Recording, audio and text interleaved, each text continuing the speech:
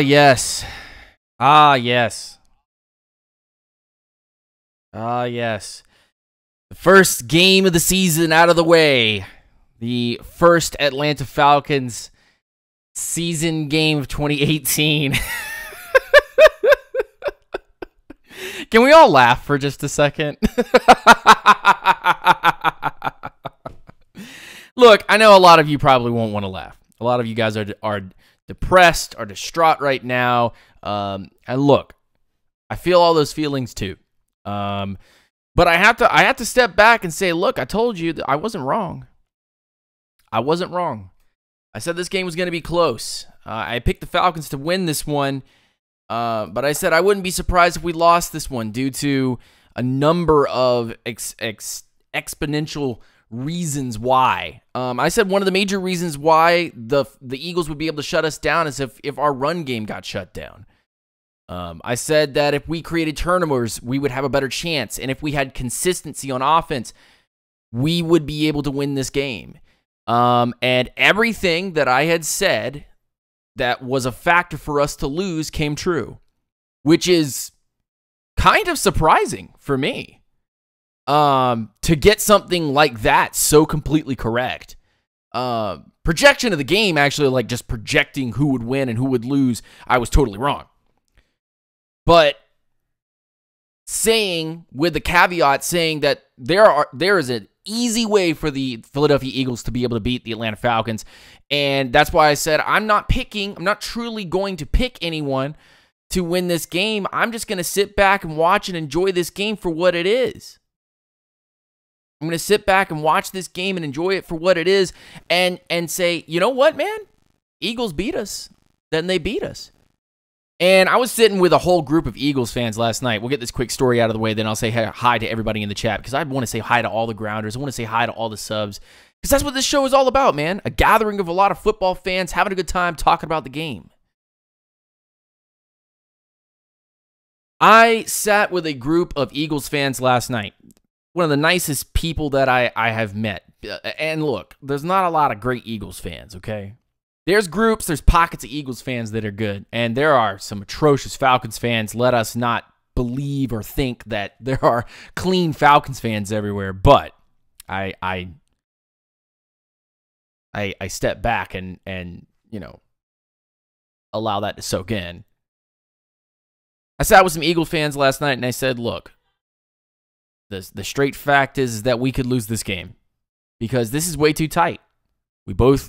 Only one of us scored a field goal in the first quarter. We both scored field goals in the second quarter. You guys got the ball back. You guys scored another field goal. We scored a touchdown. Missed the extra point. You guys scored a touchdown, got a 2-point conversion off of it. I mean, they had to. They had to be able to put that in. Because no matter what, the Falcons were going to have to go down the score and score a touchdown to win it, whether they got the 2-point conversion or not. You know?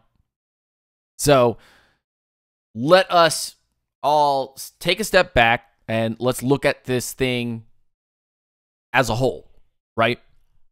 And let me go to the chat real quick and say hi to everybody, because that's one of my favorite parts, man. One of my favorite parts is going into the chat and saying hi to everybody.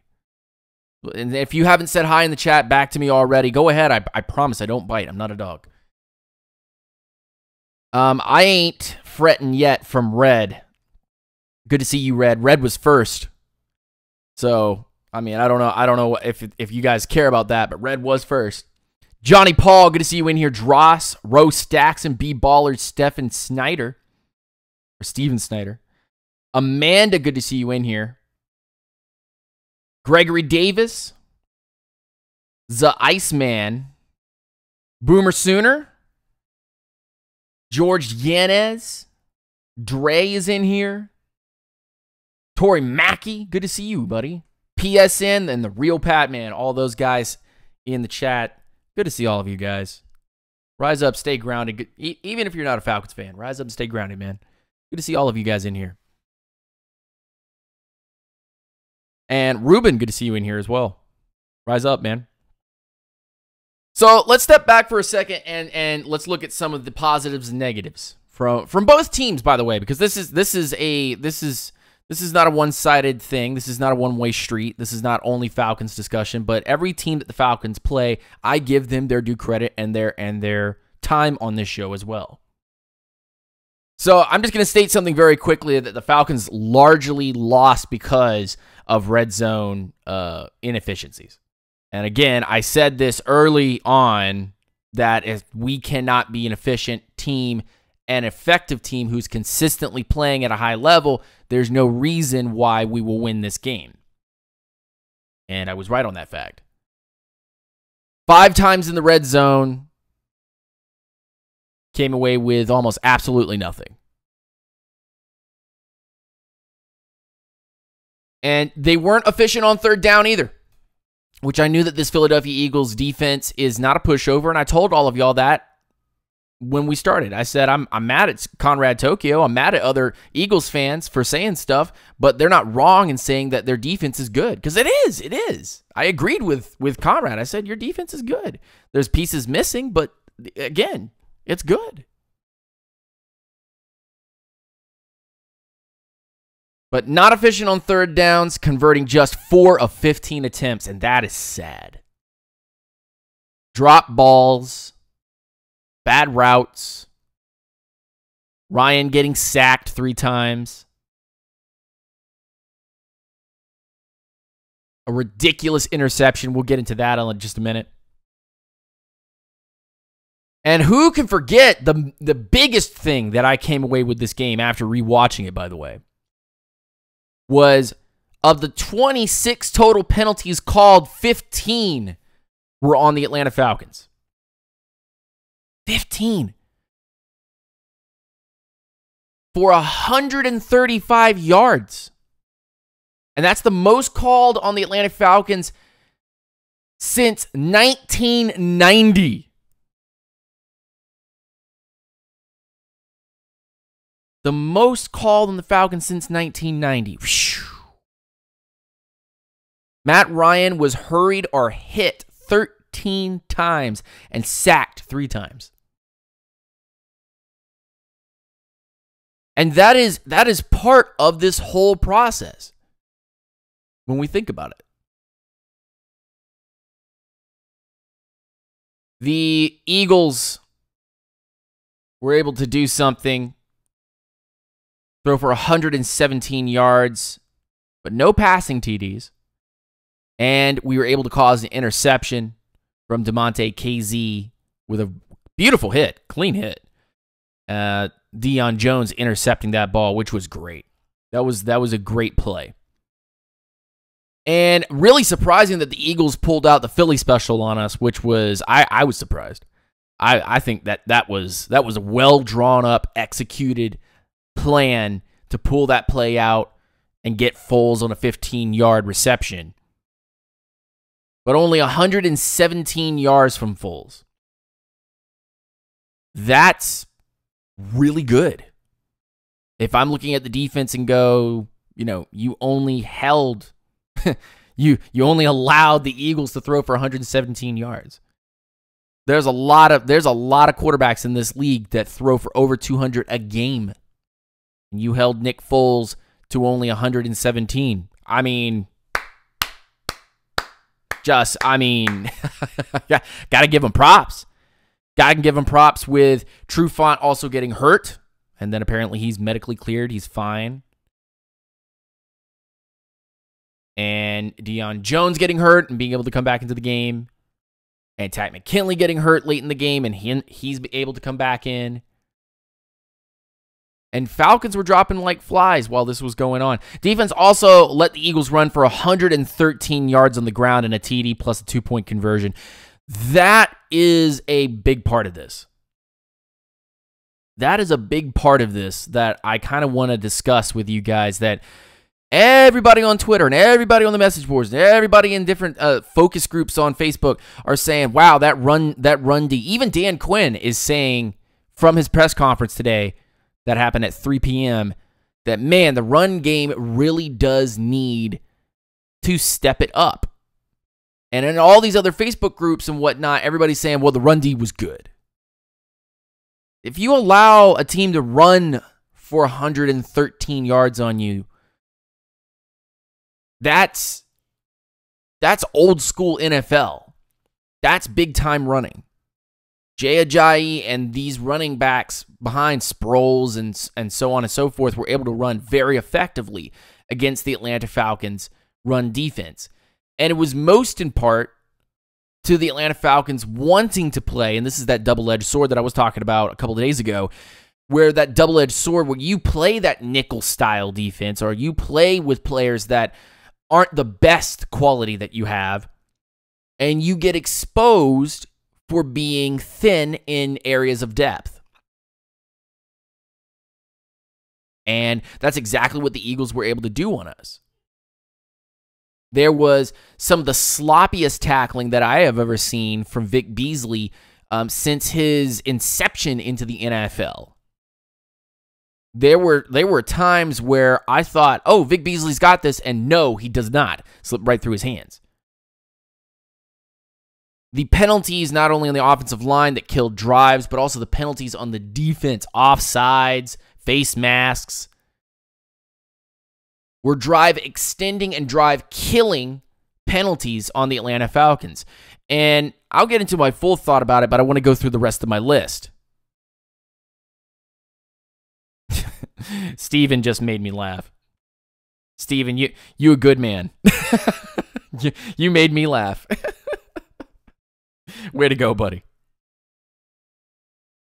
Takk McKinley and Brian Poole had full sacks. So there's that signature Dan Quinn having his corners blitz quarterbacks and be able to get pressure. And then Takk McKinley just continues to show that he will churn out sacks game by game. He's very good at that. F. Dims, what's going on, man? Rise up. Good to see you. Stay grounded.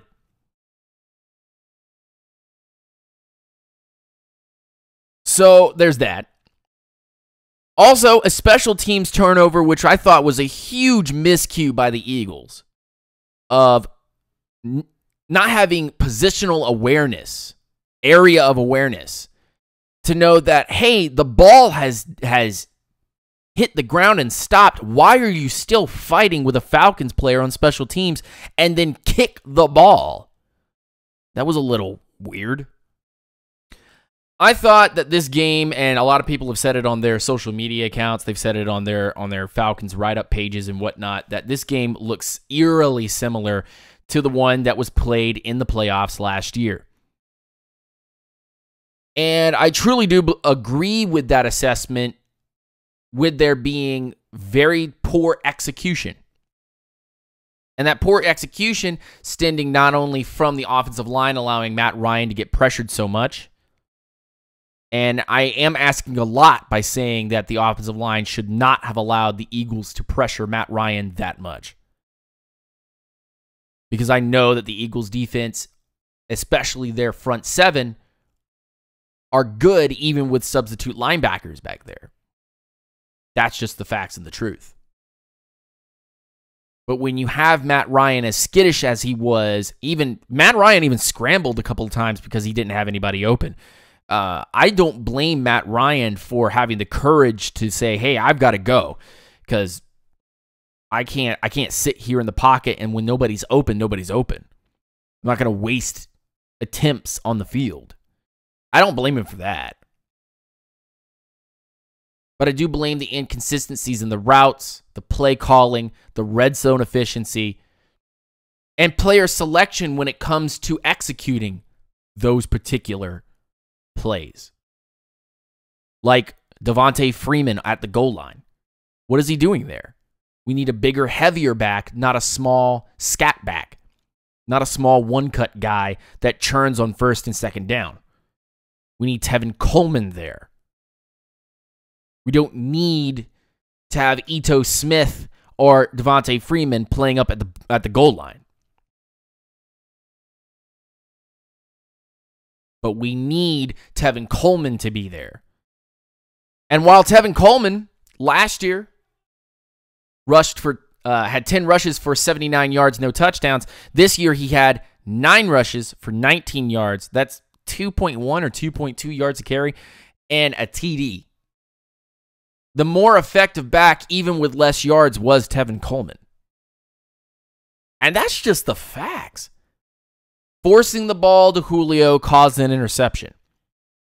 Matt looked like he had not enough time in the preseason to really gear himself up. Julio looked like he was completely out there as a one-man show. And all the other wide receivers were ghosts. Meanwhile, on the Philly side of things, Sidney Jones looked incredible. Had a couple of points where he got burnt, but otherwise very good at stopping, very good at tackling. And by the way, it's a huge clap to him, because I'm more impressed that he was able to come back from that injury and be playing at this level as one of the guys that I wanted the Falcons to take. When he went to the Eagles, I was like, you're just stacking talent on talent. If he comes back fully healthy, he's going to be a great player. That's exactly what happened.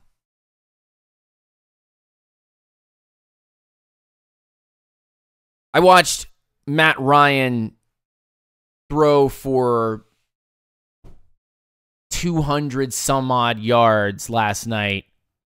Most of it to Julio Jones. Julio Jones with 169 yards and 2 catches that were ruled incomplete. One that was the end zone catch where he was thrown out of bounds. And the other catch being the sideline helmet catch, which most NFL execs and commentators agree that was a catch. But the angle that was shown to the refs was the one where he's blocked looking across on Julio, not the above or behind angles, but the one that was across.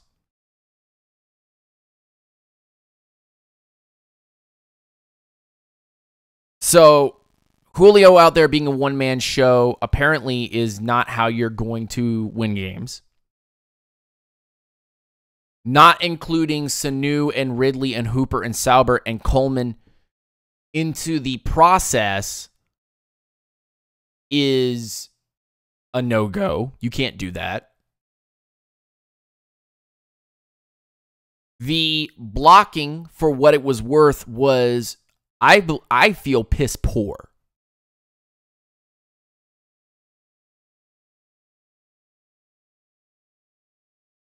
The blocking was piss poor from our offensive line.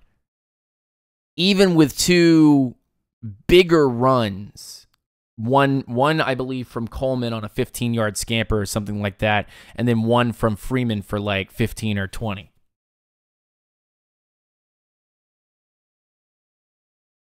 But you're looking at just poor execution across the board. Poor execution from the players, and this was their poor execution in 2017 that we were saying maybe we can get over the hump starting 2018 and get back to solid execution. Looks like we're the same Falcons from last year, and we're supposed to put this in our rearview mirror and never look back. But we look at this Falcons team, and they are the same team that was last year and that ended last year. They started this year. By the way, Keanu Neal ruled out for the year. ACL tear, he is gone. Damontae Kazee will be your starting strong safety, most likely. The Falcons' offense and their red zone woes and the plays drawn up to be able to get into the red zone, especially that first drive to go all the way down, be on the 1-yard line, and execute some of the poorest run plays that I have ever seen on a player level. Not even just the plays called, but by calling those plays, just Freeman's runs, attempts to try to get into the end zone made me want to spoon my eyeballs out. Because that's not how you're supposed to use the guy. And this brings me back to my old 2017 Sarkisian video. Go check out that video and see if that applies to what's going on now. Because that video talked about Sarkisian's playing a college offense against NFL caliber teams. And he doesn't know how to utilize the talent that he has. And this was none other than pointed out in the first drive, where the Falcons tiptoed their way all the way down the field, got to the 1-yard line, and ran runs with Devontae Freeman at the goal line.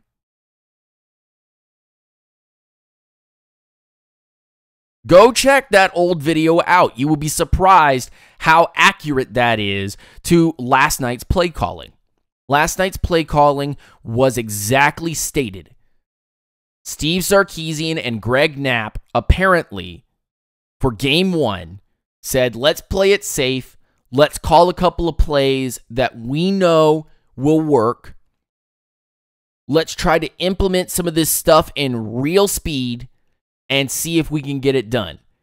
I would not be too surprised if whatever playbook they have written up gets multiple pages torn out of it, burned in a fire, and with 10 days of rest and thought put into before we play the Panthers next Sunday, with 10 days of thought put into the game plan against the Panthers at home, I wouldn't be too surprised if we came out with a completely different playbook or if we came out with the same stuff and tried to get blood from a stone. Because that is somehow related to player selection on particular plays that we do. Freeman not getting the ball early bugs me. But Tevin Coleman is the better runner for this style of offense, but the blocking was poor against a really good Eagles defense. So I can't complain too much. You're asking for a miracle already. But you pound Freeman, who didn't play a damn snap during the preseason, by the way. Just wanted to point these things out. Deion Jones, Desmond Trufant, Keanu Neal, Julio Jones, Freeman, Allen, barely had or had none at all any snaps during the preseason. There was limited snaps for most of the bigger starters. And the top guys, Freeman, Julio, those guys didn't even participate in the preseason. And it looked like Freeman and Julio were still trying to play preseason ball. Think about that for a second. Step back and think about that for a second. Julio Jones and Devontae Freeman looked slow. They looked like they weren't up to speed. I mean, Julio went off for 169 yards. But that was 169 yards of Julio Jones being an athlete versus Julio Jones being a professional football player. Because if Julio Jones was being a professional football player, I think maybe one touchdown would have happened for Julio last night. And it might have been a game-winning touchdown. But Julio Jones trying not to tap his feet and catch this ball and corral it in. But that's getting beside the point.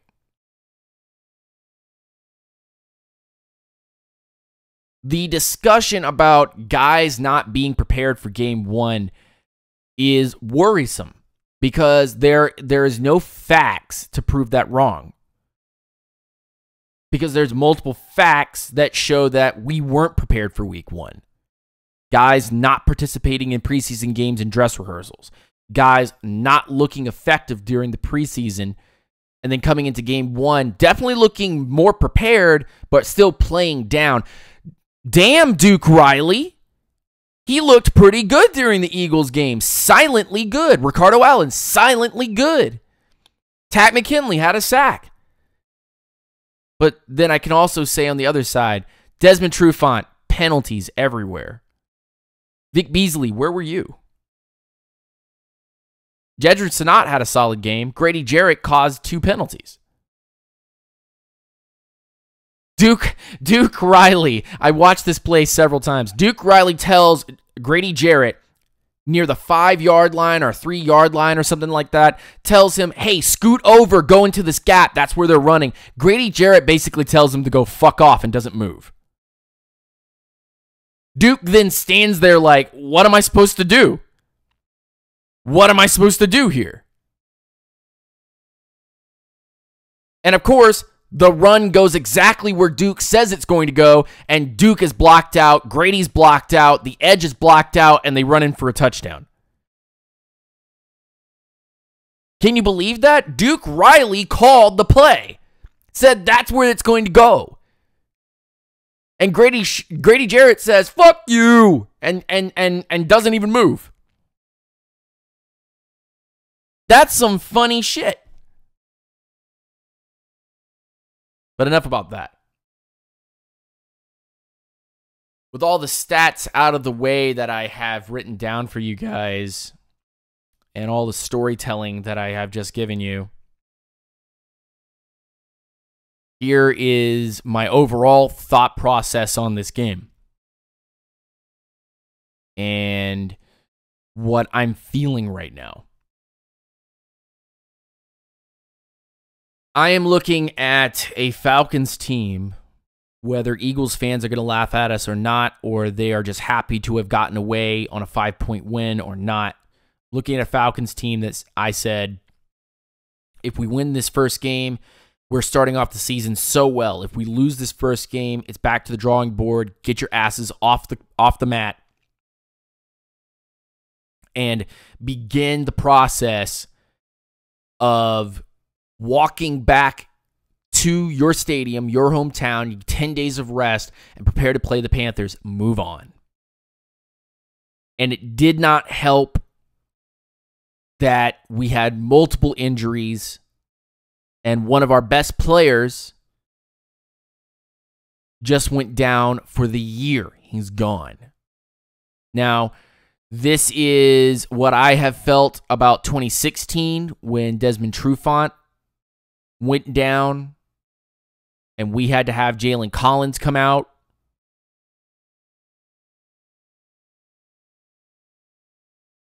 I am of the same mindset that with Keanu Neal gone and Damontae Kazee looking so effective, he even looked good last night during his limited time playing as a backup, that Kazee and Allen are now most likely going to be the guys out there for your starters at safety. And the Falcons will probably explore a third safety option before, and this will probably be in-house, before they go on to the free agent market with about $6 million in change or $8 million in change and potentially go pick up a guy. Now, the other side of this, the defensive side of this being taken care of, the other side of this being the offense, there is a lot of work to be done. And Dan Quinn, incredibly disappointed, and on his post-game press conference, almost so close, almost chewed out D-Led. And that made me so happy. That made me so happy.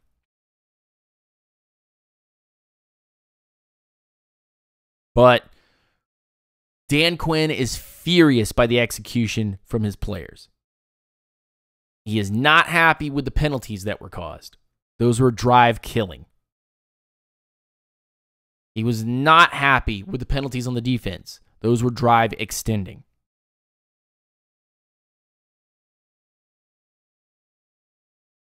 And I think I am going to sit back and allow the second game to really tell me who Steve Sarkisian is.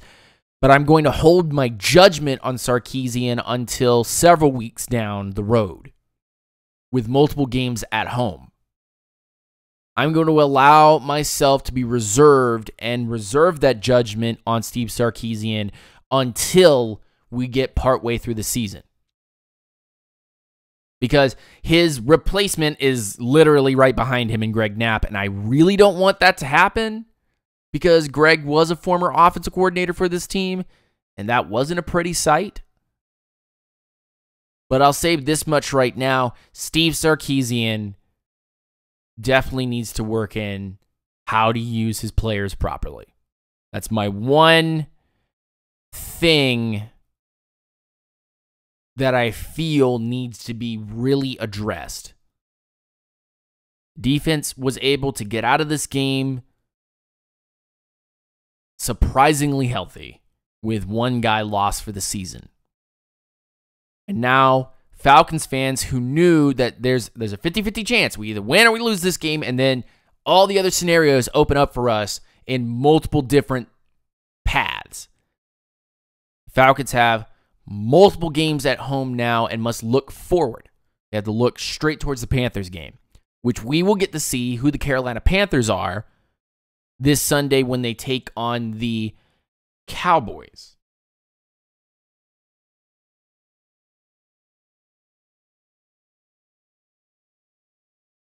And so I'm sitting here not surprised, not upset, not angry. That was all last night.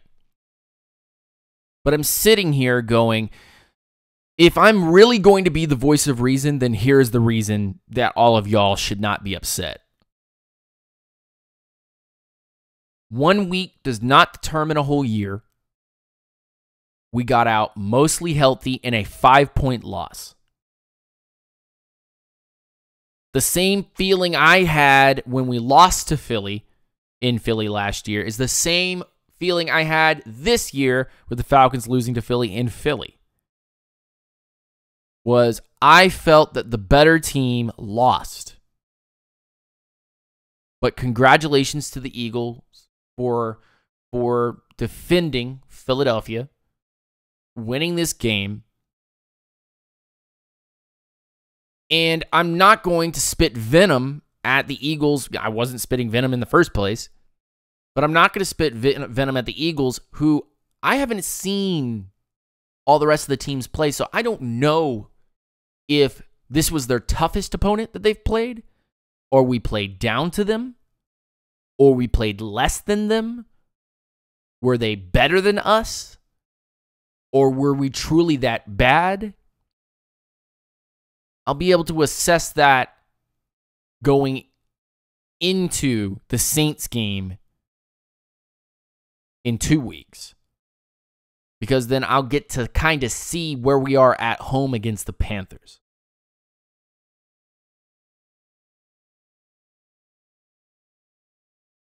So, for those of you that are on the cliff, sitting there wondering if maybe it's jump ship time. If you're jumping ship week 1 after a disappointing loss, then you've never been a Falcons fan before. You don't know what it means to be a Falcons fan. And those of you that are sitting on that cliff going, what's one reason why, and not a corny reason why, but what's one reason why I should still care about Sarkisian and Matt and Dan Quinn and all of these guys here in this organization with a very sloppy game? What's the one reason why I should care? We're at home in the bins. First game of the season. It's going to be lit against a divisional opponent that always plays us hard. And I don't think it can get any worse. And there are ways that it can, but I don't think that it can really logistically get any worse than what we have just seen last night. A Falcons offense that was able to move the ball with Julio Jones, limited rushing yards, and just needs to be able to find all of its wide receivers and have better blocking. The execution just needs to be better. And that's basically painting it with a broad brush, but that's the truth. I only spit that here. Facts and truth. That's all I spit, man. Eagles are 1-0. We're 0-1. Lick our wounds and go on. That's the whole point. You can't linger on one loss and go, Now, I'm not telling any of y'all not to go post or go and comment in the comment section or tell me how you feel in the chat or tell me how you feel on Twitter or tell me all the things and reasons why Sarkisian, Dan Quinn, Matt Ryan, Arthur Blank should all be fired and removed from Atlanta. I'm not telling you not to do that. But what I am telling you is if you don't keep some form of hope or realism in what you're talking about, then you're going to end up a mess by the end of the season, whether we get to the playoffs or not. Last night looked lazy. Last night looked ineffective. And last night looked like we were trying to play a preseason game and the Eagles, and let me be very clear by saying this, because I know that the Eagles fans will think this is spitting venom, but this is the truth. Last night, the Eagles looked like they were one play away from losing the grip on this game. They were one drive away from a Falcons team beating them in their house. If this is the worst that the Eagles are, it can only get better from here, then the Eagles will most likely be a playoff team. And if this is the worst for the Atlanta Falcons, it can only get better from here, then the Atlanta Falcons will be in contention for this division and for a playoff spot. There will be those, though, that will say that this is a 7-9 season market. And I said the soft cap for how the Falcons will come out of this is 10-6. And the hard cap is probably 11-5 or 12-4. I don't see the Falcons winning more games than that. That's just an early prediction. As of right now, as an 0-1 team, there are going to be 15 other teams that will also start off 0-1. And all of us might need to step back and go, 1 week, not a problem. Playing Philly in Philly, we lost. What did we do right? What did we do wrong? Where can we improve? And how can we beat the Panthers? That's, I think, everything that anybody should be concerned about right now. Any negativity about Matt Ryan's velocity on his balls and the terrible interception and what you think about that means nothing. Anything that you think about Dan Quinn's clock management or how he did this or did that on the field is irrelevant. In fact, actually, we wasted one of our timeouts on a Matt Ryan, hey, I need a timeout because my knee brace bent sideways and I can't put it on the right way. We wasted a timeout by doing that. So, unfortunately, if you were coming in here for a pity party or some slam on the Atlanta Falcons or some glorification of the Philadelphia Eagles and that they're so good, is both these teams were very good last night. Both these teams' defenses were very good last night. The Falcons held the Eagles to 18 points. The Eagles held the Falcons' offense to 12. That's a hell of a lot of defensive power. Just think about that for a second. That is, if any Eagles fan is going to say one positive thing about the Atlanta Falcons, it would probably be your defense was tough. We couldn't just score on you at will. And I think anything that the Falcons can say positively about the Eagles is, wow, our offense being as bad as it was last night, at least we were able to get one touchdown on y'all. And it, unfortunately for us, it could have been more had we just played better. So Eagles fans will tell you guys that you got dominated. Eagles fans will tell Falcons fans that they got dominated. But what the truth is, it's actually somewhere right in the middle. We didn't get dominated. We shouldn't be upset. And Eagles fans shouldn't be just parading on the streets. It's actually somewhere right in the middle. The Falcons were inconsistent. They did not execute. And they could have won this game. And the Eagles escaped. Because the Falcons on the 1-yard line, once again, could not convert for a touchdown. So if this is the worst that both teams have right now, then the Eagles will have some rough struggles as they go, but they will most likely win games.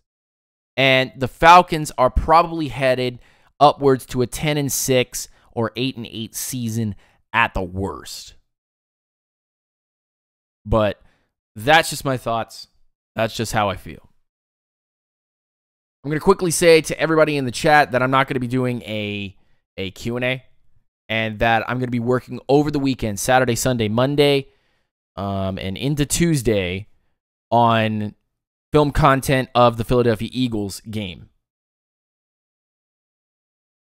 for the Atlanta Falcons. So depending on how good the film is, I know a Takk McKinley breakdown will probably come out. A Vic Beasley film breakdown will probably come out. A Poole breakdown will probably come out. But I'm not going to really predict any other film breakdowns until I'm pretty sure that I have the content that I want. That being said, thank you guys for watching. I appreciate you guys coming in here and chatting with everyone in here, listening to the program. If you're new, definitely go hit the subscribe button, hit that like button if you enjoyed the content. Go on over to the social media, UNGR_show on Twitter and on Instagram. Go bomb me over there. Definitely hit that notification bell if you are interested in staying with us, being part of the Grounders, and talking some good football. That way you can get notified for all of my new content that drops. And definitely go check out our website with the Facebook link there. All the links to all of my social media are on the website, www.ungrshow.com. Go check out that website. New film breakdowns will pop up on YouTube and on the website first. And then everywhere else, your Facebook groups, your Reddits, your everywhere else, you'll get your film breakdowns. That will pop up second. For the Patreons who are supporting this channel, I have a little bit of an announcement.